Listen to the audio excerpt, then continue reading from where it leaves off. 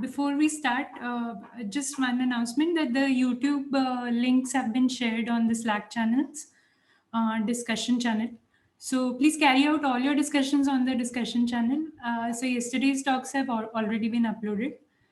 So for today's session 3, I request Abhirup Datta from IIT Indore to please chair the session. Yeah, thanks, Akanksha. So welcome you all to the second day of the COR India workshop. This session number 3 is consisting of 3 talks. First one is a review talk by Avik Ghosh from BB College, Asansol. Second one is it's a contributed talk by Arnab Chakraborty from IIT Indore, followed by one more contributed talk by Jayesh Kumar from IIT BHU. So we'll start with Avik. Yeah, okay. You can now share your slides, Avik. Yeah, thank you. So can you hear me, all of you? We can hear you, but we cannot just see your slides. Yeah, I will share. Okay. Yes, so I'm sharing now. Hopefully, since it is a 30-minute talk with a 10-minute Q&A, I will give you a warning in 25 minutes. Okay. Okay. Thank you. Okay. Thanks. Okay. So welcome everyone, and so many thanks to the organizer for suggesting this talk. So today I shall speak on this topic: updates on interferometric 21 centimeter signal observations from epoch of reionization and cosmic dawn. Okay. So you can ask me or you can interrupt me if something is not clear, or you can ask me at the end, so whatever you wish. Okay, so this is a familiar picture to all of us. So it shows the cosmic dawn and the evolution of the neutral hydrogen throughout the entire history. From redshift of 1000 to the current epoch. So this figure schematically shows the evolution of H1 through the entire history of our universe. Hydrogen kind of decouples from the CMBR at redshift of 1000 at kind of in the recombination epoch, where electrons and protons first time combine to produce the neutral hydrogen. The subsequent era until the formation of the first luminous object at around Z equal to 30 is referred to as dark age. So this is kind of the dark age we call. And the H1 in this era is nearly uniformly distributed with the small fluctuation which trace the dark matter. The first luminous objects, now when it forms during the cosmic dawn era, begins to ionize the neutral hydrogen, and the bubbles of this ionized H2 gas gradually grow until they finally overlap, until the whole universe is kind of ionized by redshift equal to 6. So the H1 distribution in the reionization era and cosmic dawn also kind of is patchy, and only the H1 in the dense cloud kind of survive the reionization. And this kind of the large scale distribution of these clouds kind of assumed to follow the dark matter in the post-reionization era. So in this slide, what it is shown, like so kind of the frequency range of the cosmic dawn in your experiment, if you see this kind of figure, so kind of from 50 to 250 or 200 megahertz, people are aiming to do the experiment to cover this cosmic dawn and your epochs. And there are 2 kinds of experiment. There are global experiment efforts is going on, which kind of measures the brightness temperature fluctuation, delta TV, compared to the background CMBR. And there are efforts like AGES, SARAS 1, 2, LEDA, etc. And there are also interferometric 21 centimeter experiment like LOFAR, MWA, SK, HERA is currently ongoing. And so I will mostly focus on the interferometric observations, and there are also talk, I think, in the conference where we will hear about the global 21 centimeter experiments. So there are a few talks, I think. Okay. So now focusing on the interferometric experiment. So there are maybe few more experiments going on. I have not listed all of them, but the key experiments which I am aware of is the LOFAR HBA experiment, which is currently ongoing. So they have collected a lot of data at a frequency range of 100 to 200 megahertz. Then there are MWA experiment, MWA phase 1, phase 2. So it's kind of 70 to 200, 250 megahertz. And also HERA is currently ongoing. And SKLO is coming, which will also cover kind of 50 to 250 megahertz. So these experiments like the coming generation experiment, HERA and SKLO are supposed to cover the whole band, right, from cosmic dawn to the UOR, so the full frequency range. And there are also dedicated experiments like ARTFAC and Nenufar in France, ARTFAC in Netherlands, which are trying to probe the cosmic dawn. This is with the LBA, Lofer, this is the HBA and the Lofer LBA, and ARTFAC or Nenufar is a new instrument is coming up, which is also dedicated for the cosmic dawn. And there are other radio experiments they will of course target. One of them is cosmic dawn, which is of high priority. All right. So speaking about Hera, so it is situated in South Africa, Karoo. So this is also the same location where SK sites will be built. And you can see also few Meerkat dishes. So this is very close by. Actually, if you go to the site, you can see this arrays there, very close. And so the plan is to set up a interferometer which is kind of in hexagonal structure, and the longest baseline for Hera will be around 300-350 meters. So Hera is a redundant configuration. So Hera has redundant configuration. They apply redundant calibration. So the instrument is built for maximum power sensitivity, and it is slightly different, unlike other UR or unlike other interferometric experiments. So this is supposed to produce, not supposed to produce high quality images of individual structures within the ionized gas, but it is like maximized for the power spectrum sensitivity. Like the early CMBX measurement, if we go back in the early 90s or before that. So this is similar, and of course this has limited imaging capability because the baselines are very short. LOFAR is the next experiment, so which has a layout optimized for angular resolution. So they have baselines up to hundreds of kilometers if you take the international baseline, but the Dutch baselines goes up to 80 kilometers. So it's very long range. And they have based point source sensitivity among the UR experiments, and of course they can produce high quality images. So I am highlighting the key points of the instruments. And the MWA is now currently in phase 2. So this is a hybrid array. If you see this, so they have two kind of configuration. So one subarray is optimized for non-redundancy, and two subarrays are for redundant. So these two are redundant, and one is outliers antennas are there. So they kind of are optimized for non-redundancy. So this, of course, can build good sky model, and this has reasonable power spectrum sensitivity, and of course, they have excellent imaging capabilities. So the array is kind of a hybrid. You can think of a hybrid array, kind of mixed of both the capabilities, imaging and power spectrum sensitivity. All right. So now coming to the interferometric observations, but I thought so we had a recent detection at 2018. So I just thought I can mention this. So absorption profile was centered around 78 megahertz in the sky average global spectrum was detected by the AGES group. So this is Baumann et al. Around 2018. So what they reported, they reported in this dip in the brightness temperature around a redshift of like 18 or 19, suppose close to 18. And this has a dip around 78 megahertz. FWHM of this dip is around 19 megahertz, and the signal amplitude around 500 millikelvin. And this was detected for different dipole orientation, different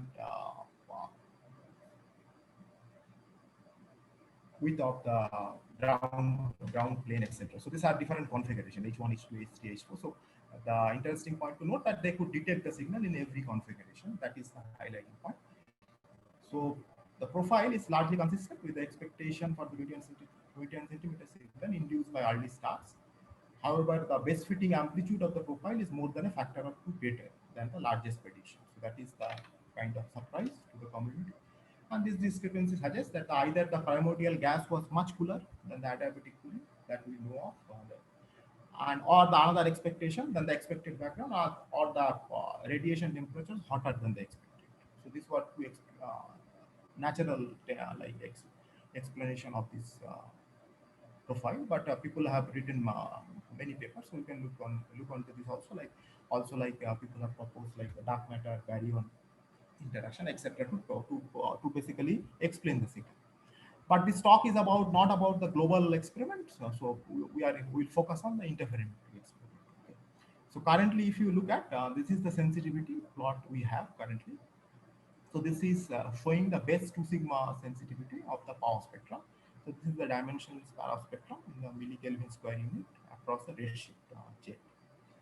So these are different measurement, we have current measurement. So if you see like this is lying on this kind of UR experiments are lying in this redshift zone, and there are also like cosmic dawn, some measurements are there, so which is kind of here kind of high.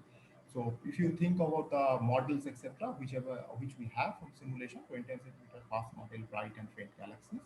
So these are kind of few factors below whatever we have reached until now for the UR experiment, and also this is shown like the expected noise level, what loafer could reach roughly about 1000 hour and SK 100 and 1000 hour. So good news is that this instruments can actually reach this sensitivity level, and hopefully soon will in next few years we will be able to constrain these models. And also like Nenufar is a dedicated cosmic dawn experiment, which also has sensitivity to detect or to constrain the non-standard cosmic dawn models. But currently we are of course high, so we didn't have a long observation. So these people are waiting, people are collecting data. So this is the current situation, I think, up to 2020. Okay. So now what is the issue? Like what is the problem if someone is interested? So the problem is that there is too much stuff between us and the 20 signal. So if you think about the signal and the sky, suppose this is we observe, so and the cosmic dawn or UR signal is around the millikelvin level, and but there are in the sky there are galactic foregrounds and extragalactic foregrounds which are orders of magnitude higher. So these are in Kelvin level. So this roughly 1000 factor is there in the temperature, and in the power spectrum we get it factor of 6, right? Order of magnitude 6 difference.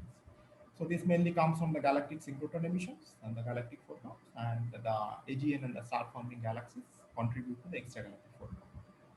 So this is the issue with the UR experiment currently, or cosmic dawn experiment, interferometric cosmic dawn experiment, so also for the global 20 signal experiment. So how to remove them? So that is the important question for all this UR experiment, all this cosmic dawn or UR experiment. So what is the challenge if you look at this slide? So this is a little bit updated slide. So if you think about the signal, which is kind of the fluctuation around millikelvin level, there are continuum foregrounds which has a fluctuations of order of Kelvin, 10 to 100 Kelvin. Then this signal pass through the ionosphere. So in the low frequencies, ionosphere also like problematic. So you have to calibrate it. You have to know your instrument well enough to do this. And then once it reaches the antennas in the ground, so there are faint RFI sources, and there are also mutual coupling between the antennas. There are polarization leakage, which basically leakage from the polarized emission which goes into the strobe side, where we want to detect the 20 centimeter signal, which is unpolarized. And ultimately, when the signal is passed through the cables, also there are also cable reflections, which causes frequency structure, additional frequency structure from the instrument. So these are all there, and ultimately, so all these combine, and we get a signal after. So when you get the signal, we digitize, channelize, and correlate. So all these contribute, and all these contribute in significant amount, which are higher than the cosmological intensity of signal. So it becomes a challenging experiment indeed. So there are so many factors to take into account. So the challenge is ahead of us. It is so it's a multifaceted challenge. So one of the ways, people thought or people tried, so there are two ways basically. So one can think of like on avoid foreground, on subtract foreground. Right? This is two natural ways to think of. So if you think of like if they calculate the power spectrum across the functions of the baseline, so x-axis is the baseline and y-axis is the Fourier of the frequency axis. So we call it K perpendicular K parallel. So the foregrounds actually lie because it's a continuum foreground with the instrumental response. So basically they lie in a wedge-shaped region, and people found out these things early back in the 2010 or earlier. So there are papers. This is I think from the paper group. So they could find out they could show that the foregrounds in the are restricted around the wedge-shaped region in the power spectrum.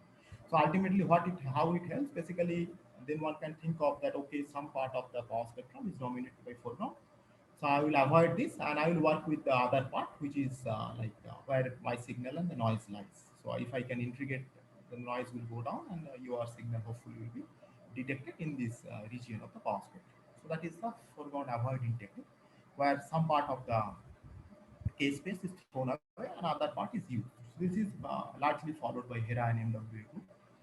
And but the problem is there are also issues with it. So because of calibration errors that leak foreground power. So you leak foreground from here to there, and so basically the wedge becomes larger and it spills foreground power into the UR window, and that kind of hinders the detection, or make the UR window small, right? So that way it becomes difficult. But this is the approach mainly followed by the Hera and MWA group, and it is currently so they are pursuing on this path. So another approach is followed by Lofer group, where basically the focus is to remove foreground. So of course, the sky is full of sources, and also the instrument varies, the gain varies across the field of view. And what Lofer applies? Lofer applies direction dependent calibration. So that kind of enforces also spectral smoothness of the instrumental gains through some regularization. And so you can see like this is the observed field across a baseline of 52,000 lambda. So before direction dependent calibration, you get this using the central source as calibrated. This is the direction independent, but after you calibrate out with the direction dependent calibration and take the sources out from the field, you get a much cleaner field, right? Which is like looks more cleaner. So this kind of becomes confusion limited, and of course there are low levels of foreground residuals are also there. So the next thing was like to remove this residual foreground. So that there is a method design like which is tries to statistically separate the foreground and the signal using the GPR method, Gaussian process equation, which kind of models the covariance of the signal into some signal part and some foreground part, and then you take out the foreground. So if you calculate the all spectrum of this signal, which is confusion dominant, you get something like this, where we see the foreground wedge or some smooth foreground is there. But after we apply GPR, we kind of get a cleaner all spectrum plane, where it kind of shows that yes, so the foregrounds are suppressed, and kind of we can use the larger part of the K space where the foreground dominates also for signal detection. So that kind of enhances the instrument's ability to detect signal. But of course, this comes with the additional problem of foreground suppression. So one has to be careful. So or signal suppression. There are also hybrid approaches currently being pursued, where foreground model is subtracted, then the delay power spectrum is being calculated for MWA paper. So current Lofer upper limits are kind of in this level, 10 raised to 4, 10 raised to 5. But the issue is that this is not thermal noise dominated. So it is kind of the residuals a factor of 4, 5 away from the, at least factor of 4, 5 away in the UR window from the thermal noise. So still affected by excess power. So that is the cause people are trying to find, how to find this excess power. Okay. So now MWA also published recently Trott et al. 2020 their upper limits. So these are two fields, I think maybe three fields are there. So UR0, UR2, low band and high band, around 180 and 150 megahertz. So this is their upper limit, so best 2 sigma upper limit. So they kind of are reaching 43 millikelvin at this UR0 field. So this is interesting. Of course, this is like many observations of drift scan observation, and they combine this to get this, which is like away from the thermal noise. You see, these are the thermal noise limit, and this is the upper limits where they are reaching. So this is still away from the instrument sensitivity, what is predicted. Hera also is coming up, will come up with the upper limit of H1C data. So where there are some preliminary results are there. So which is also kind of deep, if you see. So they kind of are probing around 1000 millikelvin square, around redshift of 8. So this is coming up, and also the constraint on the properties of the high jet galaxies. So hopefully we'll see in coming months. So what kind of constraint Hera is putting. Okay, so this is this much about the detection. So next maybe it will be interesting to discuss a little bit of the alternative approaches to detect the 20 and signals. So there is some effort from the Hera group also. So the idea is like to use the interferometry bispectrum phase, which is immune to antenna-based calibration error to detect the signal. So this is a well-known thing in radio astronomy. This is a closure relation, closure phase relation. So which kind of is immune? If you calculate the closure phase information, so this kind of will give you the information only about the true visibility source itself. All other telescope-based error will cancel. So this figure is kind of shows, so the signal is passing or going through the three antennas with some arbitrary media. Right? So there are some clouds, suppose, which is introducing some delays. So if you write down the phases now for each antenna, 1, 2, suppose, so there will be 2 source plus some phase difference between these two paths, like phi 1 minus phi 2. And if you write down for 3 of them and add them, then you will get get back the 2 phase, and the antenna terms drops off, the phase terms. That way you can bypass the calibration of the antenna based calibration method. So that is the point, to use the closure phase. So this has been applied for HERA data. So Chris Carley et al. And they have applied this. So where you can see, like in this figure, so if you see the phase versus frequency, there are kind of graphs. So this kind of shows the feasibility space spectra phase gradients, which indicate large relative delays between the antennas. But when you calibrate, you do some bandpass and delay calibration, you kind of get this. So this graph goes away. But when you calculate and the closure spectra of these two data, uncalibrated and calibrated, you get the same thing. So kind of it shows that this is immune to calibration. So closure spectra for the equilateral 14.6 meter triad remains the same before calibration, after calibration. So this kind of shows. And also, if you produce images, you kind of see nice images where you can see also the closure spectra for different fields. So this is for the galactic plane, and this is for the other 21-hour fields. The PMN sources are there. And if you have more sources, that will produce more structures in the closure spectrum. And another interesting point was that the difference between the closure phases at the same LST for 2 consecutive days were between the noise. So that kind of was a successful effort. It shows that it was applied successfully, where the closure spectra of the equilateral east-west triads were kind of same for 2 consecutive days. If you take the difference, it is within the noise. So this was applied. This was applied for the detecting reduction signal for Nita and Chris and other. So the bispectrum phase is unaffected by antenna-based direction-dependent calibration errors, and as a compact array, it mainly depends on the sky brightness distribution. And the bispectrum phase for continuum synchronous foregrounds has a characteristic smooth spectrum related to the signal. So if you see this diagram where the phase has been plotted, bispectrum phase across frequency, so signal has a characteristic feature compared to the other foreground component, which has a smooth spectrum. And then also they calculated the power spectrum across the delays of the K parallel, where you can see this feature, like the similar delay spectrum approach was applied. And this was published. Sorry, Udita, could you Yes. speak a bit louder? People are asking. Okay. Is it better now? Hello? Is it better? Hello? No, the mic you need to increase, not the volume. Just below that there is mic. Whatever cursor you move. Yeah. Oh, achha. Is it okay now? Better? Yeah. Okay, so just to continue, okay, so this was the power spectrum plots across the delay axis, and then this was applied for the HERA 61 dishes data also, like the delay power spectrum was calculated for the bispectrum phase. So this is the bispectrum phase across the K parallel axis, where you can kind of see the expected features, like they kind of detected or they kind of established that above K parallel equal to 0.85 H mega per second, data is noise dominated in this, but around 0.5, this was the data is exhibit secondary peaks, which are possibly due to baseline dependent errors, which was seen in the delay power spectrum results also. So this is the another alternative approach which has been going on, and so this is kind of shown the UR results. So now there is not much time. Let us see a little bit of cosmic dawn upper limits as well. So there are simultaneous efforts going on, as I mentioned, so detect the signal in the lower frequencies. So this was an effort by LOFAR LBA group, where they looked at 3C220 and NCP fit, and this is the calibration after, this is the images after DI direction independent calibration across these frequencies. And when you apply the GPR model or GPR foreground, then you get this kind of a serial for 3C220. Again, I am showing the power spectrum in the K perpendicular K parallel plane for Stokes I and the Stokes V. Stokes V is kind of the noise power spectrum, you can assume, and Stokes V is the signal power spectrum. And this is for the NCP, so both had a similar feature, little bit difference was there, and this was kind of used to set up the upper limits, or 1D power spectrum was published, where this is the noise, the dashed line is the noise, and but it is above the noise, whatever the instrument is predicting, supposed to achieve.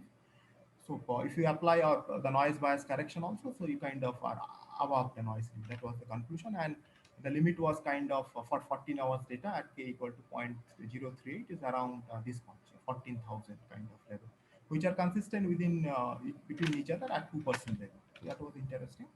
And similar experiments was carried out through the ARTFAC instrument, the low for LBA, across the edges absorption spectra, 70 to 75 megahertz. So this was like a 2 LST beam was observed for 2 hours each, and they kind of reached kind of the deepest limit until now, which has been reported around 0.1 of 8 Kelvin. And more data kind of pushing this limit towards a Kelvin or few Kelvin, where they will begin to rule out exotic CD models or Cosbitton models. So this is upcoming. So here you see like if you subtract the noise bias, you get this kind of upper limits currently with the for LBA data. Okay, so I have few more minutes, I think 4 to 5 minutes. So let me concentrate on the challenges. So what are the challenges? Why we have not detected? Vic, you have 5 minutes more. Yes, thank you. So challenges in observing the cosmological signal is first the sky model. So sky model is incomplete, can be never completed. So for reasonable levels of catalog completeness, the calibration introduces contamination in otherwise foreground free power spectrum modes, and so that precludes a power spectrum measurements. These are reported in this paper, you can see. Also, limited angular resolution prevents detailed point source modeling. Good UV coverage helps, but good UV coverage helps to model the complex extended structure. So there is a paper by Procopio et al., like which uses MWA data to show that. So there is an improvement of 8% if you have a better models. Ionosphere is also an issue, but so wide primary beam patterns causes the antenna to see different take variation across the field of view. For extended array, the take variation for single beam direction differs significantly. So that is the problem for large arrays where you see different ionosphere when you probe different parts of the sky. So the normal gradient-based calibration will not kind of remove these errors. So that requires sophisticated algorithms. Primary beam is a concern, of course, so because of the frequency and time variable quantity, time frequency beam structure couples with the foregrounds and leaks power in the UR window mentioned in the Trott et al. Paper. So one way to achieve this is to model the primary beam sky accurately, but these are degenerate, so it is problematic. You can think of keeping the primary beam steady. Also, we need good primary beam side lobe rejections, and also faint RFI removal kind of helps. And lastly, I wanted to point out, like, recent MWA paper also shows, like, these are the two fields they MWA observed, UR0 and UR2, where you see the sources where they see, and they are center of the field, UR0 and UR2, and the beam models are overplotted. So this is also shown with the spectral index of the beam, so or the instrument, where the spectral index varies, so it has large, it's kind of yellowish, right? So here you can see like there are a lot of sources falling, which falls in this region, which can leak power in the, so because it's frequency varying, so leak power in the spectral domain that can mimic the signal also. So this was been seen for sky response of MWA zenith pointing, where UR0 field had 3C444 as a bright source at the side lobes, and for UR2 the galactic plane was there. So it is a kind of unavoidable. So one way to think about this, like, yeah, so this is an interesting problem. So how to tackle this? So we can think of like a tapering the primary beam is one of the ways. There are many other ways also. So frequency dependent side lobes, leakage through frequency dependent side lobes is an issue. I think I am kind of done. And so just to summarize, so what is the summary and future outlook? So this is kind of the upper limits we have reached around 0.05 to 0.6 for the UR and the cosmic dawn, for UR mainly 6 to 11. And these are the signal, predicted signal where we want to go. So constant progress over last 5 years. So we have seen good progress. Sky models are improving. That is good news. Ionosphere is probably okay, especially for the compact arrays. Primary beam mapping is going on. So more advanced work is needed and going on. So a paper by Fagoni et al. 2021. Baseline-based systematics needs attention. So there are papers by Khan et al. 1, 2. Also faint RFI detections is improving the upper limits. And I think there are papers coming for the multi-redshift upper limits. So I think I'll stop here and thank you for your attention. Thank you, Vic, for staying on time and a nice overview. So we can take some questions. There is full time. So please type in the chat box or raise hands. We can.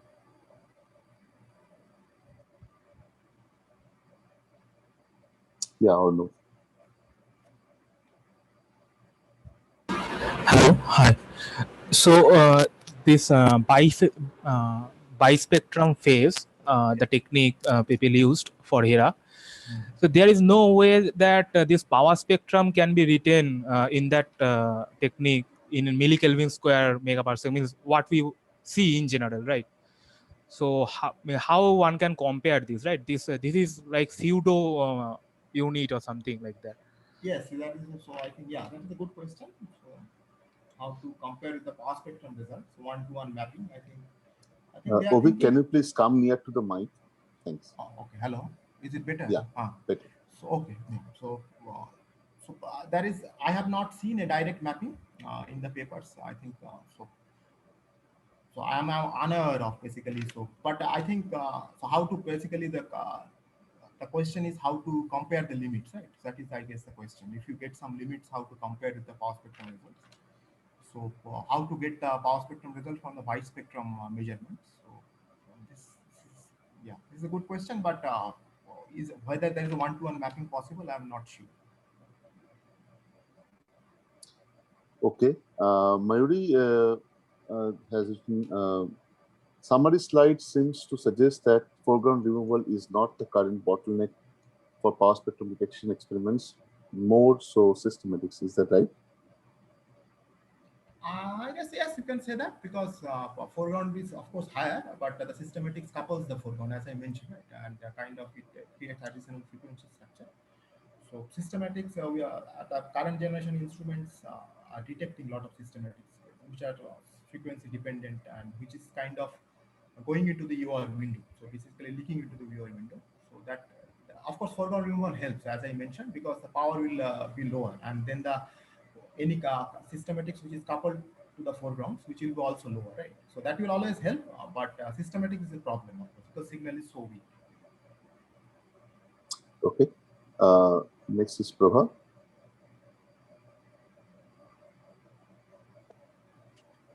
Yeah.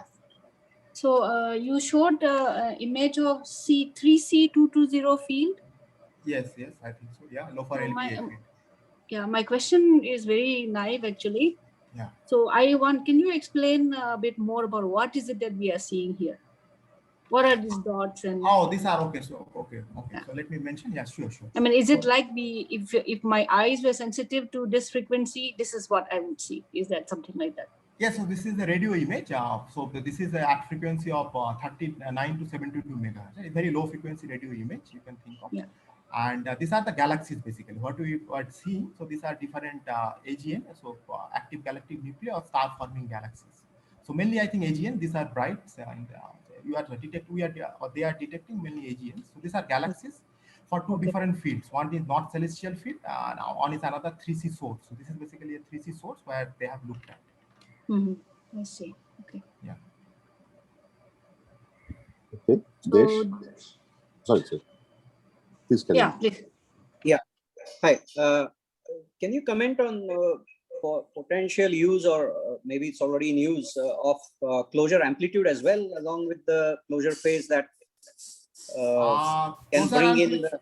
Yes, I think closure amplitude is more prone to closure errors, if I am not mistaken. So you need two antennas basically to form the closure amplitude. Yeah, but people are or the Anita and group has looked at mostly on closure phase. What I have noticed. I think, because that could change from pseudo scale to real scale. Help do that. Okay, so you are saying to normalize it. Okay, that's a good point. Yeah. So that is a concern they have. So I think so that could put constraint on the amplitude. Yeah, but I realized that the bispectrum, this closure phase also is working under the assumptions that there is no direction dependent errors and other things. Once that is done, they get correlated and nobody knows if this closure thing will actually work. That is still to be that is an interesting point. I think so. Nitya has a paper. If someone is interested about the geometrical interpretation, last paper is a very long review paper, and so that essentially calculates many aspects of this. So someone is interested, one can look into it. Okay. Prashun? Yeah, I had a similar type of question. So one is what Desh has already asked. The other was that so once you have noise, then the closer phase is also. I mean, if you have only a few number of baselines which are corresponding to the closer phase, closer for one particular antenna, then you can have direction dependent. Sorry, you can have baseline dependent error because say lower baselines will have uh, more closures per antenna and higher baselines will have less closures per antenna, and we will tackle the noise differently. Yes, yes, that is true because when you form the closure or the triangles, there will be different numbers, so that will come up with a different noise statistics. But I found like it is interesting to see. So when they compared the closure spectra for the east-west diodes for the two LSTs and they took the difference of consecutive days, they were kind of coming within the noise they expect. So that was encouraging, I think. Yeah. And ultimately, Hera is Also, the other question is yeah. So that as you probably are going to mention that is it useful if you don't have much redundant baselines? No, because Hera has a lot of redundant groups, and Yeah. so then it becomes interesting, of course. Yeah. Otherwise, So I mean, one can try the experiment, but it of course is limited. Yeah. Right. So, for example, if I try to use the same technique for SKs, so then whether it will be much useful is a question. One has to test. Yeah, that. the problem is, I think I can think of one issue like because you want to probe a particular set of baselines, right? So then if you don't have like equilateral triangles or etc., then you cannot really say that this is for this baseline, the closure phase, etc. You will get many numbers, and also it will be limited by noise, I guess. So because you don't have a lot of spectrum. Yeah. Yeah. Thank you. Okay. Aviruddha, can I ask you a question? Sure. Avita, so you are using GPR to model the foreground and you are removing it, right? Yes. So my question is, do you know what is the error? So in the modeling of your foreground. So the idea is, or if you look at the method, one generally models the covariance, as I mentioned. So you have some foreground covariance, which is kind of smooth, and we have some signal covariance, which has you can model the signal with respect to the simulation, and then a GPR gives you like the expectation value and the error also on the expectation value. So you can compute the foreground expectation and the error on it. So that is possible. Okay. So it's not very large. So that is the question. So compared to the foreground, of course, it's not large, but you can compute these things. This is possible. Like this is numerical expressions are there. Like this is mathematical expressions are there. Okay. So and another thing is that when there is this system noise line you are showing, and if you are getting the signal below the system noise, so that means you have a detection.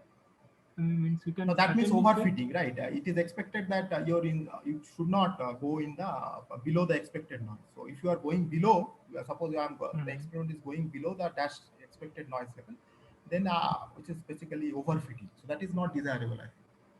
Okay. Thank you. Okay. Any other questions? Please take your discussion to the Slack channel. Thanks, Avik, again. Okay, thank you. Okay. Yeah. So I'm stopping my sharing. Okay, thank you. Yeah, thanks a lot. So next talk will be by Arnab Chakraborty from IIT Indore. Arnab, if you can start sharing. Yeah. So your talk is 15 minutes and 5 minutes Q&A. So I'll give you a warning around 13 minutes, 2 minutes before. Okay? Okay. Hello. Hi, I am audible, right?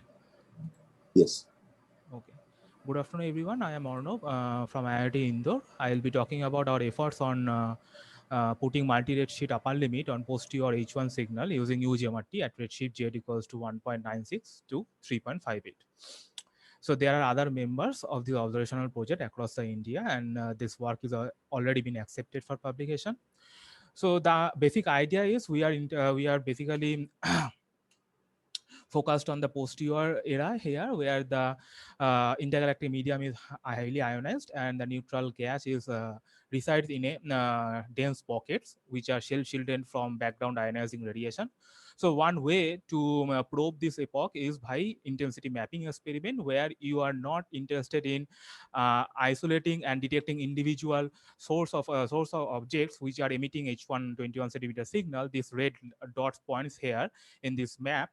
However, what you are interested in the collective emission coming from all these galaxies, and you make a map and try to find out the fluctuation in that diffuse H1 background radiation and estimate the power spectrum. So this is basically the H1 intensity mapping experiment, and the key advantage is that you can map a huge volume over a very short span of time.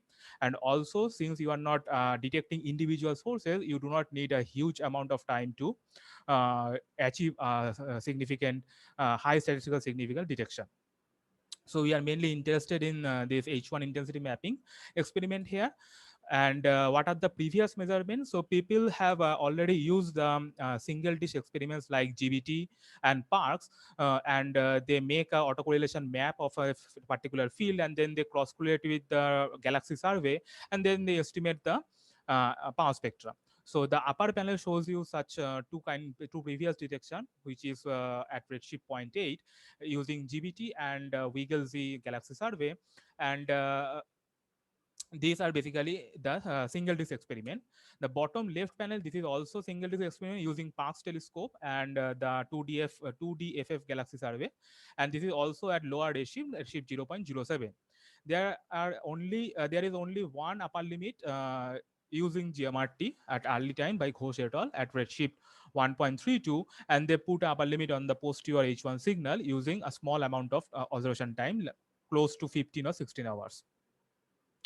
So what we have planned here, so we observed a LS North 1 field after the upgradation of UGMRT, and we use the wide band backend of GMRT, and we observe LS North 1 field, which is high in galactic latitude. So you would expect that the galactic synchronous emission will be less dominant here. Also, it was up during the observation cycle in the night time. So we'd expect the effect of RFI will also be less for this particular field. LS North 1 field is also extremely well observed by LOFAR and other telescope before also.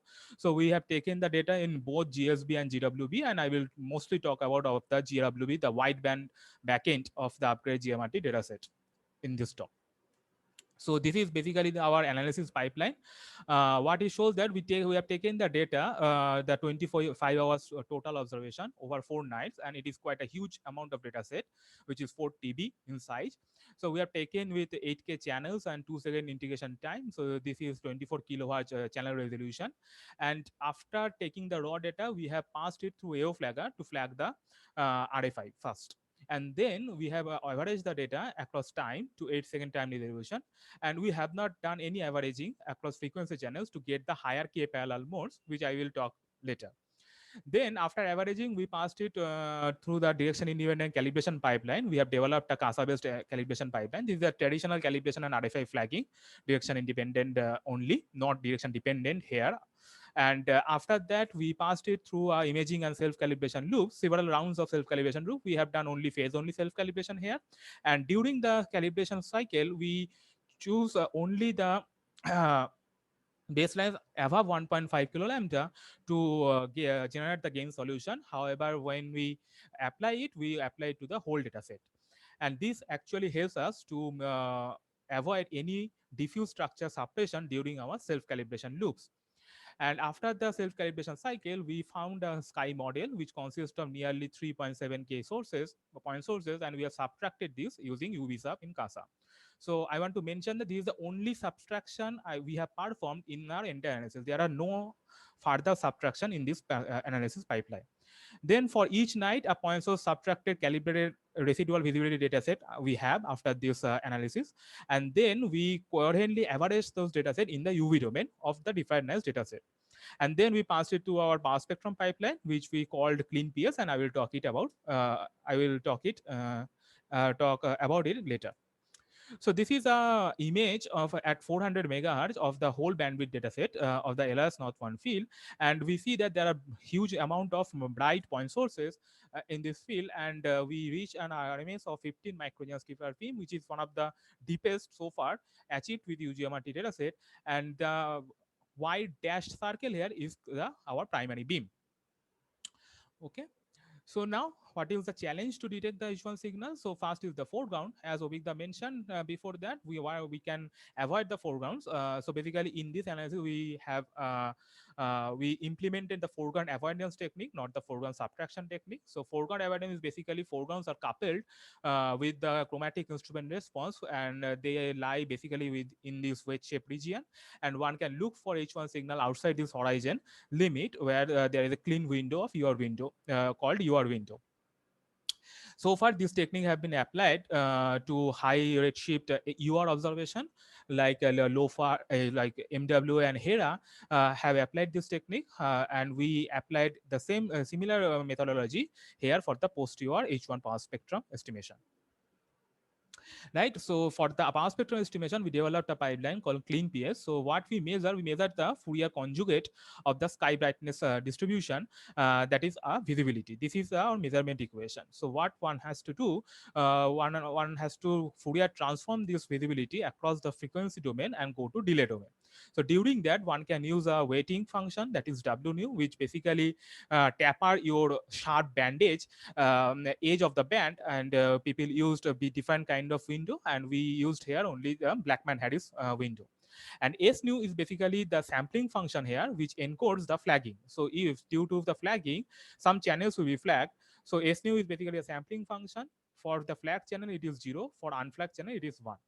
So this is a Fourier transform to the delay domain, and if there is no noise and no bias, what will happen? You can square it, and you properly scale it by the scaling factor, and you can measure the two-dimensional power spectrum in K perpendicular, K parallel space. Where K perpendicular is your spatial scale, K parallel is your line of sight points.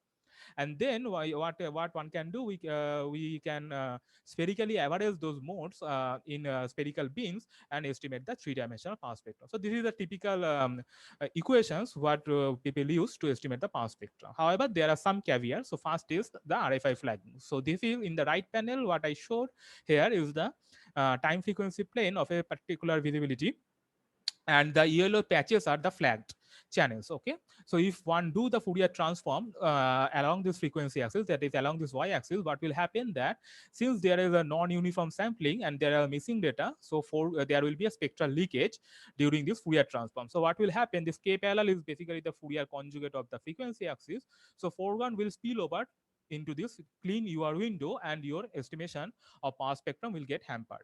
So one way, so there are several ways to solve these issues, and I will talk about it later. So one can understand this problem is that, so this is the visibility in the Fourier domain, and that is when we go to the delay space, and this is convolved with the sampling function that is called the delay space PSA, where S nu encodes the flagging channels.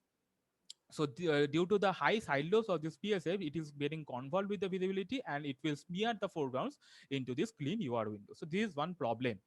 So to understand and to solve this issue, what we have done some simulations. So we use H1 signal and foreground, where foreground contains the bright point sources and galactic synchron emission as a sky model, and we fed it to the SK1 low configuration, use the OSCAR simulator, and you simulate a visibility cube.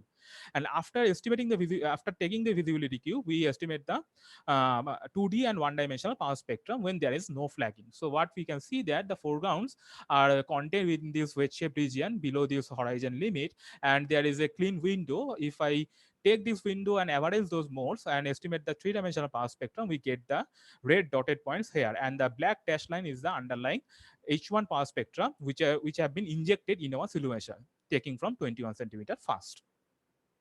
So there is no flagging, so life is okay, there is no issue here. However, if I take 10% random channels and flagged it, there is 10% RFI, and we do our delay transformation of a particular visibility, any visibility, what will happen that there will be a spectral leakage. So the vertical dash line is the horizon limit. What we can see that when we do this Fourier transform of this RFI flag data set, we find that there is a spectral leakage, and our no RFI scenario is this gray dash line, and we see that there is a 2 to 3 orders of magnitude foreground spillover in this clean window. That is a higher delay mode. So there are two ways to solve this. People have used a least square spectral analysis and one-dimensional clean, where one can deconvolve the delay space PSF from the dataset in the delay spectrum estimation. So clean is been applied to HERA dataset, and least square spectral analysis have been applied to LOFAR and MWA upper limit. And we have checked both of these algorithms in our analysis, and we find that okay, in presence of random flagging, both are giving consistent result, and we can go to the signal level. However, here we have done this ratio of the two-dimensional power spectrum. So whatever I have plotted here, this is the two-dimensional power spectrum, and we take the ratio with the no flagging scenario. So the top left panel gives you the flag to no flag ratio, and we see that the UR window is largely contaminated. It is in log scale, and it is of the order of 8. However, when we use the least square spectral analysis and take a ratio with the no flag scenario, it is largely free of foreground contamination or foreground spillover. And you see that and here this upper limit of the error bar is 1. And when you take the clean and take the ratio with the no flag scenario, we see that there are some modes which gets contaminated. However, there are still quite a significant amount of modes which are free of foreground contamination due to this spectral leakage.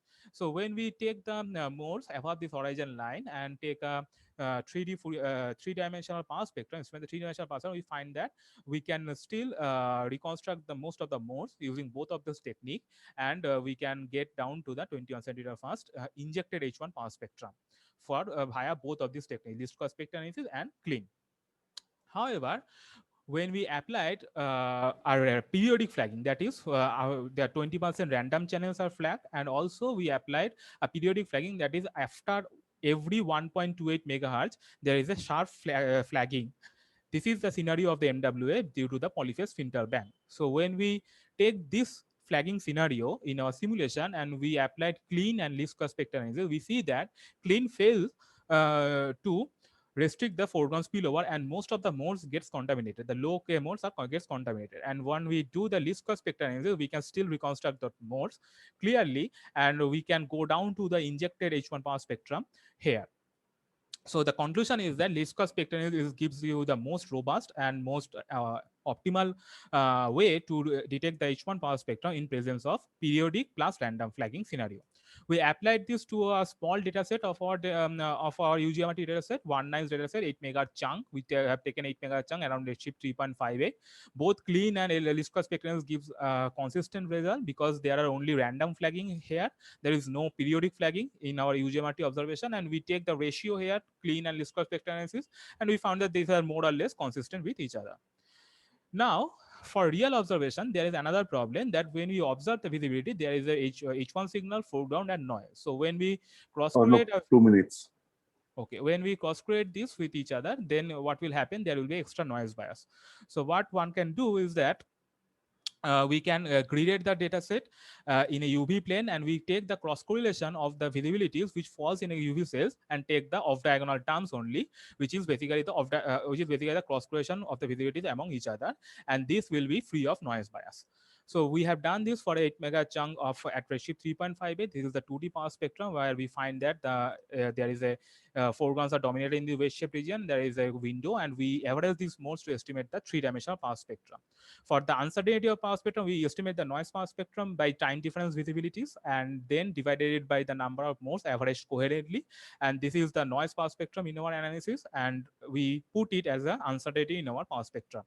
So this is the 3-dimensional power spectrum at redshift 3.58. This black line is our upper limit, and this blue line is the theoretical thermal noise limit.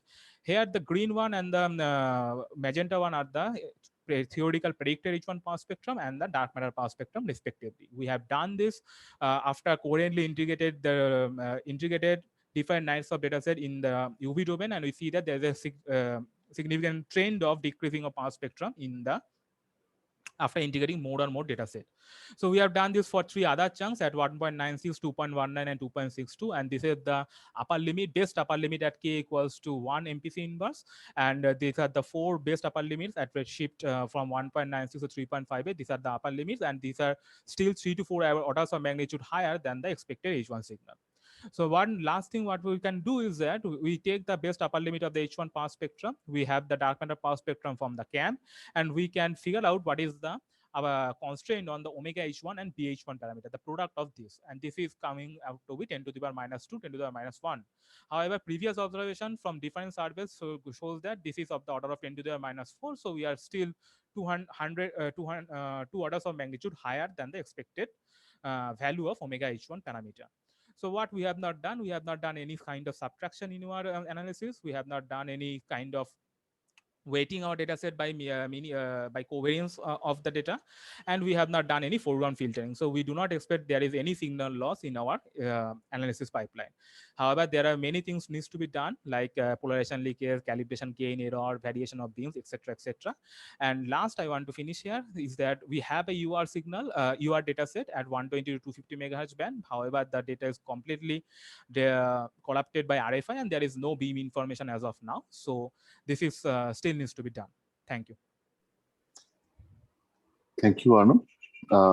Questions? Samir.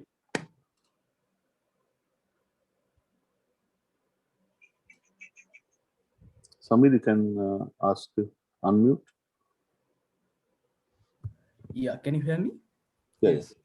Yeah, so my question is that the periodicity only the affecting your results of the flagging? Means when the same number of channels, suppose 10 channels, it is random, your clean algorithm is accurate, but when it is periodic, it is not. So it is only the periodicity is not, due to this periodicity, is the clean algorithm is not working? Yes, basically clean has some issues, like how deep you want to clean, and you can do several kind of check with the different parameters. But when we apply this to the periodic flagging, it is not it is not coming as expected. So least square spectral analysis gives us the more or less consistent result, but clean failed to do that when there is a periodic flag. Yes. Actually, that's why I'm thinking. So suppose 10 number of channels, it is randomly or periodic. When you are applying the clean, basically you are deconvolving the position. Does it matter? Means where it is. So that's no. In periodic there is random plus periodic, and when there is a periodic, you see a sharp chunk for every 1.28 megahertz across your 8 megahertz bandwidth, let's say. Okay, and this sharp chunks across the bandwidth is giving you the problem while you are doing this clean algorithm. When there is a random one, so this is not an issue, but when there is a periodicity in your flagging, then this becomes problematic in the clean. Okay. Another thing, just briefly, can you say LSSA, what you are doing in the LSSA? So this is a least square spectral analysis. So basically, when there is a non-uniformly sampled data set, people use this for long back from the 70s also only. So they use the forecount. They basically try to feed sinusoids in this non-uniformly sampled data set, and they iteratively solve this using least square method and find out the correct frequency. And once they find out what is the fitted data set there at the non-uniformly set, then they do the Fourier transform. So there are several matrix operation here, and basically it depends on the iteratively solving what is the correct model you have. Okay. Thank you. Yeah. Okay. Desh? Yeah, just a quick comment before I ask my question on the previous discussion. It's basically both these methods effectively try to interpolate in the areas where the data are missing. Things like that. Right. And how well that is done will decide the quality of the result. Right. Okay, my question is, since you have many sets of data, have you tried, you might have, and I'm just curious to know the result, subtraction of the two outcomes to see whether things really, the systematics will go away, not only the largely thermal uncorrelated stuff should remain. Have you have a measure of that? Subtraction of two methods means via clean and least square spectral analysis.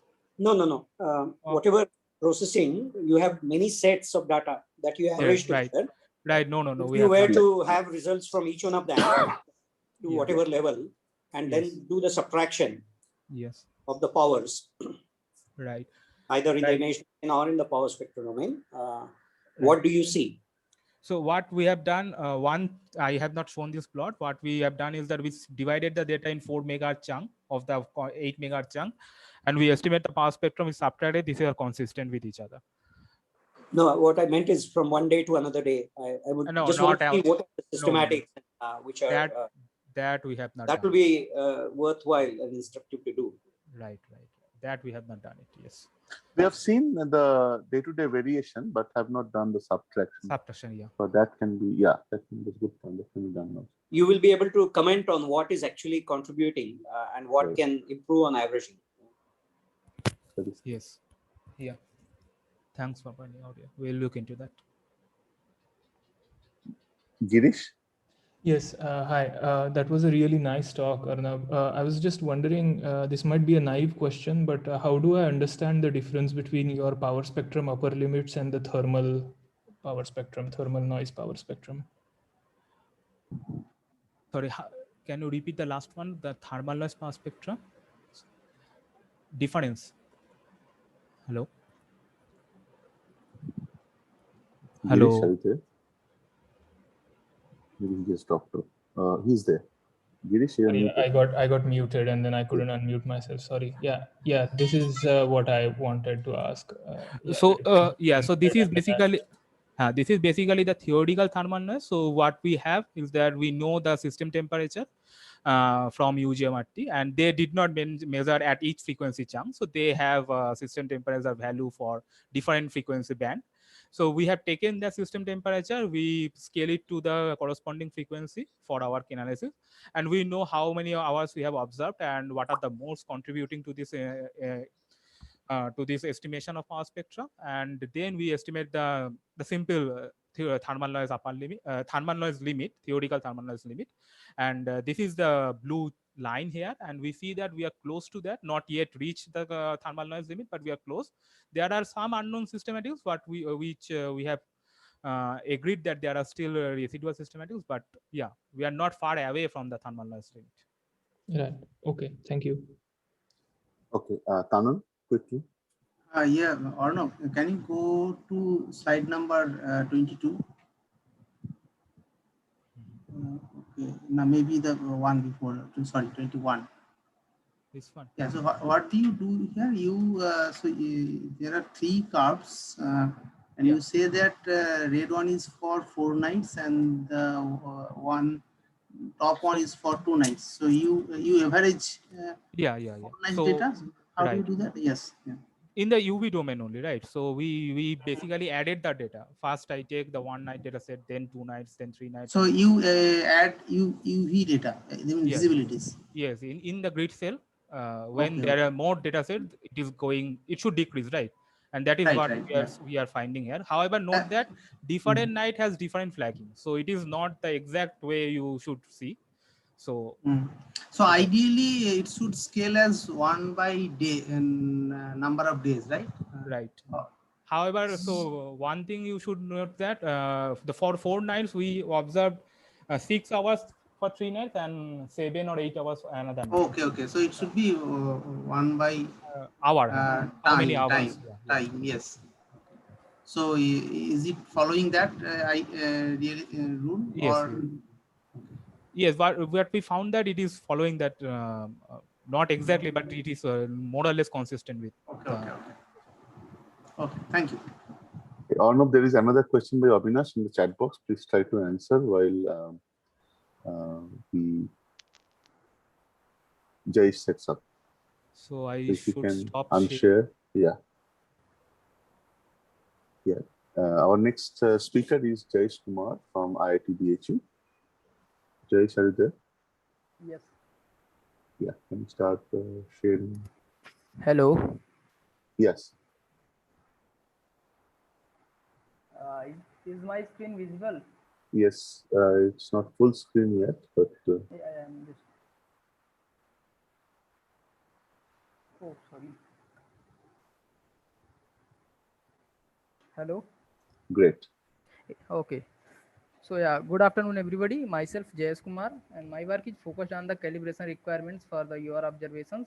In this work, we are studying the effect of the time-corrected gain errors. So these are my collaborators, Prasoon and Nirupam. So the observed visibility is gain times the sky visibility. On top of that, we also have thermal noise. The sky visibility has two components. One coming from the target signal, which is the 21 centimeter signal in our case, and other is the foreground. So these visibilities can be used to estimate the power spectrum by using the visibility correlation methods and other methods. So this foreground is 3 to 4 orders of magnitude higher compared to the 21 centimeter signal. So there are basically two main obstacles in measurement of the 21 centimeter power spectrum. One is the gain and another is the foreground. Here we assume that the primary calibration has been done and the gain can be written as this, where this small g is the residual gain errors, which is very less than unity. Also, the foreground, which is orders of magnitude higher compared to 21 centimeter signal. So the foreground removal is essential to get the signal.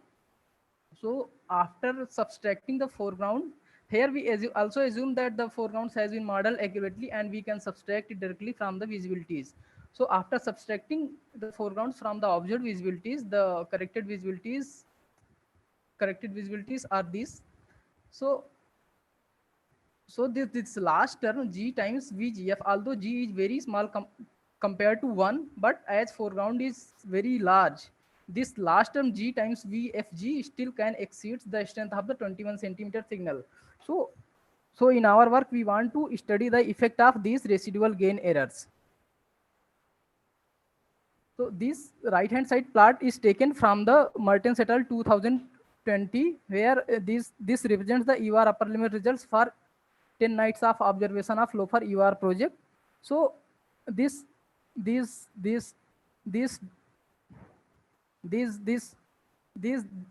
orange color dots represents the UR upper limit results, and other are the theoretical and other noise limit levels. Here we see that the UR upper limits are well above the thermal noise limits, even after the 10 night of observation. So the possible cause may be the time correlated gain errors.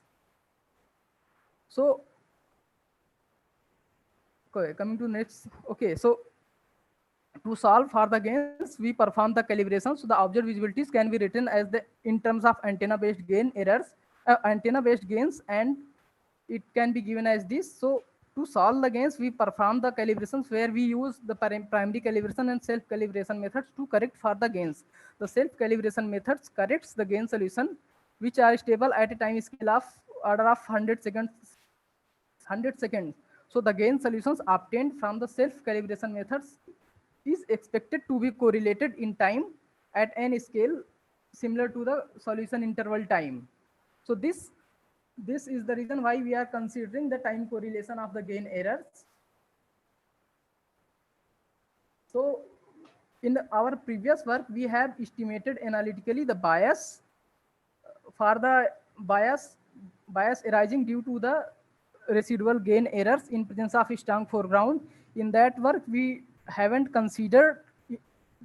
included the thermal noise in our analysis. Also, in that work, gain errors were modeled using a power law fiducial models of the baseline pair functions, and this right hand side plot shows the analytical results of that study. The bias, the quantity we have plotted here is the power spectral gain, which is defined in this way. The power spectral gain is the ratio of the bias to the sky power spectrum. So this plot represents basically shows the power spectral gain for various models of the baseline pair fractions and the time correlated gain models. Also, so we had performed the simulations for GMRT for 8 hours of observation at 130 megahertz, and we had estimated the power spectral gain from the simulation. And this left hand side plot shows the power spectral gain for various parameters of the residual gain error model. And this the importance of the power spectral gain is this, that this power spectral gain can be used to estimate the bias for any foreground model, given that we can subtract the visibilities, I mean, foreground visibilities directly from the observed visibilities. So that was the assumption. So in the right hand side plot, we have used this power spectral gain and estimated the bias for the full foreground, which includes the point source as well as the diffuse synchrotron emission. And we had find that for residual gain error of say 1%, around 10,000 hours of observation will be required, so that the bias will be lesser than the 21 centimeter signal's power spectrum. So this gray curve is the 21 centimeter power spectrum, which I have taken from the Bharadwaj et al. 2004. Okay, so in this work we have included the noise, and we wanted to study the effect of noise in the bias, and also we have calculated the variance of the power spectrum. So after in this work we have modeled the gain errors as using a Gaussian function. This antenna based gain can be written as 1 plus delta AR plus I delta I, where delta AR and delta AI are the residual gain errors in real part of the residual gain error, and delta AI is the imaginary part of the residual gain errors. This represents the correlation of the residual gain errors. To model this, we have used a Gaussian function. This right hand side plot shows the time correlation of the gain errors normalized by the sigma square. So the correlation time in this case is we have assumed the correlation time to be the half width of the Gaussian. So in this work, we haven't included the frequency correlation yet, and we assume that the different day gains are completely uncorrelated. We also assume here that the cross antenna gains, say gains of antenna A and gains of antenna B, are also not correlated. This may not be a practical case, but here we have assumed it. Okay, so we are using the visibility correlation methods to estimate the power spectrum, where we use the nearby baseline correlation technique to estimate the power spectrum, where we correlate the visibilities within a smaller region at baseline U. And the benefit of this method is that it avoids the noise bias. This smaller region is represented by a group, which is represented over here. Within the group, there will be various type of visibility measurements possible by the baselines constructed using antenna pair AB, say antenna pair AC, and various other antenna pairs. So within the group, there will be largely 4 type of baseline pairs will be possible. So type 1 will be the baseline correlation, visibility correlations performed using the visibility measured by antenna pair AB, but 2 different times. So we take one visibility from here and one visibility from here, means measured by the same antenna pair but at different times, and correlate them. This will give the baseline visibility pair of type 1. And similarly, if we take one base visibility from antenna measured by antenna pair AB and other from the antenna pair say AC, but measured at the same time, this will be our type 2. And type 3 is the visibility pairs measured by antenna pairs AB and AC, where again one antenna is common, but they are measured at 2 different times. So the other type will be the visibility pairs where there is no antenna in common. We define a quantity, the baseline pair fraction, which is Ni, which is the number of visibility pairs of type I divided by total number of visibility pairs. So as I mentioned that here we have included the thermal noise in the visibilities, and I mean we are considering the effect of noise also. So in a special case of the calibration, which involves the number of closure phase, which uses the closure phase and closure amplitude properties in the self calibration methods, the calibration accuracy will always be limited by the thermal noise present in the visibility. So in best possible case of the calibration in this method, the calibration accuracies in the real and imaginary parts can be given by these expressions. This sigma g is this, we can see that sigma g depends on the sigma n, which is the noise in the visibility, and this n antenna is the number of antenna in the baseline configurations, and this is the solution time and divided by total integration time. So we see that this accuracy depends on the noise in the visibility. Also, it depends on the number of antenna in the baseline configuration. So it decreases with the number of antenna. So we have analytically calculated the bias and the variance. So these expressions represent the bias in the power spectrum and the variance of the power spectrum. These bias and variance largely depends on the gain error properties of the instrument and the baseline pair fractions and the foreground models. So these NIs are the baseline pair fractions, and this PC is the continuum power spectrum, and this ND is the number of days of observation, sigma G I mentioned earlier, and this epsilon phi and epsilon delta parameters. Also, this NG is the number of independent estimates, which number of independent estimates of the power spectrum at a particular baseline U, and NB is the total number of baseline pairs. Here we see that this bias and variance largely depends on the gain error model, foreground, and the baseline configuration which we are using. So there was another parameter here, this chi. Chi represents the overall effect of the time correlation over a group. This chi is given by this expression. It depends on the grid size or grid size or width of the group and the baseline at which we are measuring. This TD is the time taken by a baseline track to cross this group. TD is given by this expression. In the right hand side plot, we have shown the variation of this chi for a set of parameters of correlation time and the grid size. Here we see that if correlation time is less, then this chi attains very smaller values compared to the case when correlation time is higher.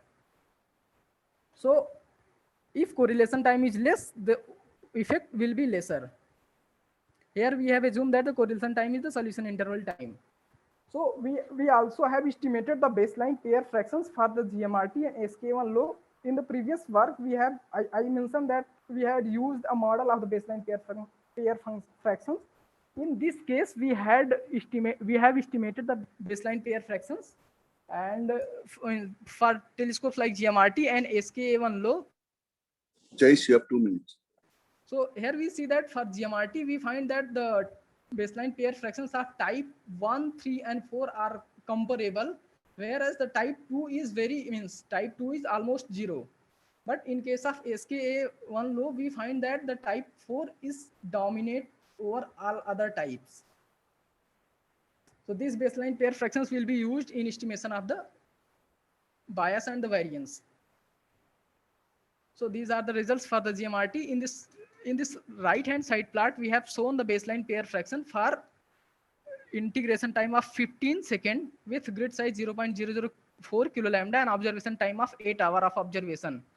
So this left hand side plot shows the analytical estimate of the bias, and this represents the variance in the sigma in the power spectrum, sigma of the power spectrum.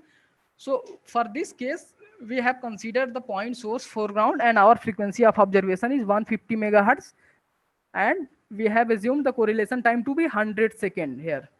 So here we see that the variance is well above the bias. Bias is at level of 10 to the power minus 4, whereas the sigma is at level of 10 to the power minus 2. So basically, variance will be the main restriction in measuring the H1 power spectrum. If we reduce this sigma, then bias will also come down. So this is the main culprit. So in this plot, the left hand side plot, we have shown the comparison between the analytical and simulation result for the GMRT. So here we have plotted the bias obtained from the simulation as well as from the analytical estimates. This green curve represents the bias obtained from the simulation for GMRT for 8 hours of observation for a single channel with channel width of 62.5 kilohertz. And this black curves represent the analytical estimates. This black solid curve is the analytical estimate of bias for fudge factor 1, and this dotted curve is for fudge factor 4. So we find that for fudge factor 4, the analytical estimates and simulation result of bias is almost same. We further use this fudge factor 4 in our analysis. So in this right hand side plot, we have shown the variation of the sigma with different observation time. Here we have used the 32 megahertz of bandwidth. Here these green curves represent the sigma of the power spectrum when we have the basically in presence of the residual gain errors, and this orange curves represents the level of the sigma in absence of any kind of residual gain errors. Here we find that if there is no residual gain errors, then sigma in absence of the residual gain error is well below the 21 centimeter signal strength even for the 10,000 hour of observation time. But if the residual gain errors are present, then these sigma attains higher values, and to get the similar level of sigma, we need at least say 20,000 hour of observation. So these were the findings for the GMRT for 32 megahertz. And come to the analytical results for SK1 low. So we have also calculated analytically the bias and variance for the SKA1 low. So this plot shows the bias and variance. We find that even for a single day of observation, the bias in case of SKA1 low is below the 21 centimeter signals power spectrum. But here we find that the sigma in the power spectrum is well above the 21 centimeter signal power spectrum. So Jay, shall you close? Yes. So yeah, so the variance in this sigma of the power spectrum is well above the 21 centimeter signal power spectrum. So we need to decrease this. The bias is already lesser than 21 centimeter signal in case of SK1 low. So this represents that SK1 low is favorable over the GMRT. And this right hand side plot shows the variation of the sigma for SK1 low, analytical estimates of the sigma for different correlation, different observation times. So here we have used the integration time as 1 second and grid size 0.004 kilo lambda. So these different plots represents the sigma for different amount of observation time. Again, this green curve is the sigma in presence of residual gain error, and orange curve is the sigma in absence of any gain error. So in absence of residual gain error, we find that 128 hours will be enough for SKA, but in presence of residual gain errors, if we include that, so 256 hours of observation will be required with SKA1 low. Here these results will depend on the residual gain error model. We have used one particular model, so this may vary with a different gain error model, or maybe for practical case these models will be different. So these are the findings. So we have summary of the talk. So we have estimated analytically the effect of time correlated residual gain errors in estimation of power spectrum. Here we have used the visibility correlation methods to estimate the bias and variance. So we also performed the simulation for GMRT, and we find that for fudge factor 4, the simulation results matches with the analytical result matches with the simulation results. So as I mentioned earlier, bias and variance depends on the foreground gain error model and baseline distribution. We see that for GMRT, the bias and variance is well above compared to that of the SKA1 low. We also assume that correlation time is based on the solution interval time. So for array configurations with larger number of antennas, the solution interval time can be made smaller. So that will imply that correlation time will be lesser, and hence the bias and variance will be lesser. So we are also trying to calculate the baseline. We are also trying to calculate the variance and the bias in the power spectrum for multi-frequency observations. So this extension of this work in the multi-frequency will be coming soon. So these are all from my side. Thanks. Okay, thank you, Jayesh. Okay, very quick questions or just raise your hands to the participant box. Okay, Desh. Yeah, interesting finding. My question is, this is probably something well known to others. Do you first find out the correlation, visibility correlation, and at whatever specified time interval, and then do the averaging of this over the UV binning, or is it the binning done first and then the correlation is found out later? So binning is done first, and then we correlated the visibilities to estimate the power spectrum. So that binning, the grid size is that bin size here. Okay, so that will spend, that will correspond to different integration times effectively for different baselines.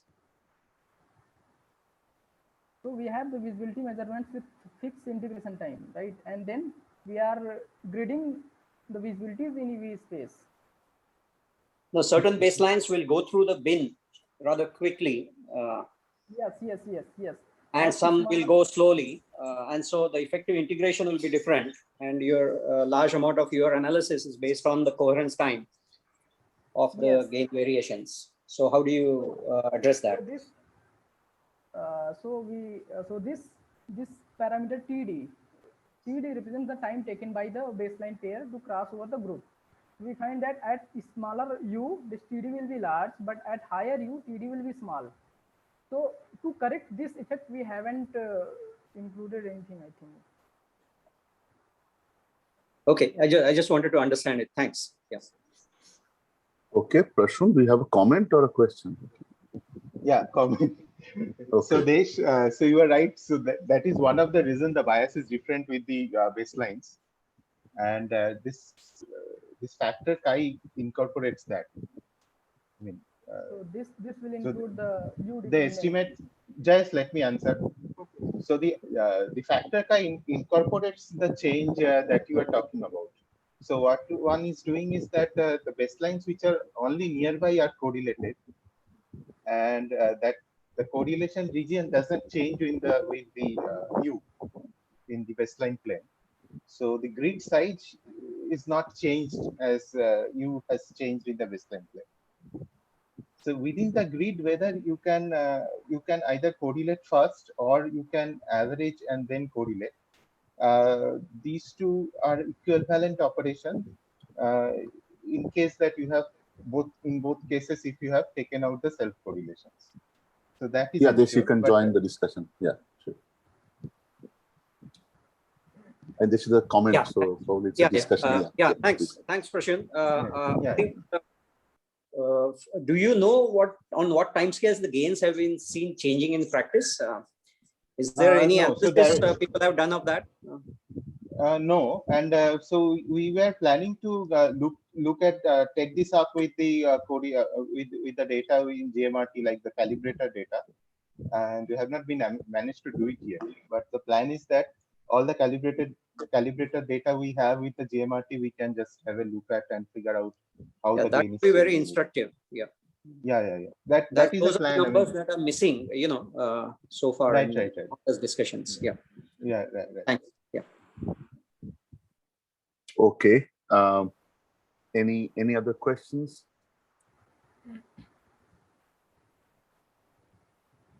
I see none in the chat also. So yeah, I think that brings us to the close of this session number 3. So the audience gets a 2-minute break before the next session starts in 3:30. See you on the other side. Thanks.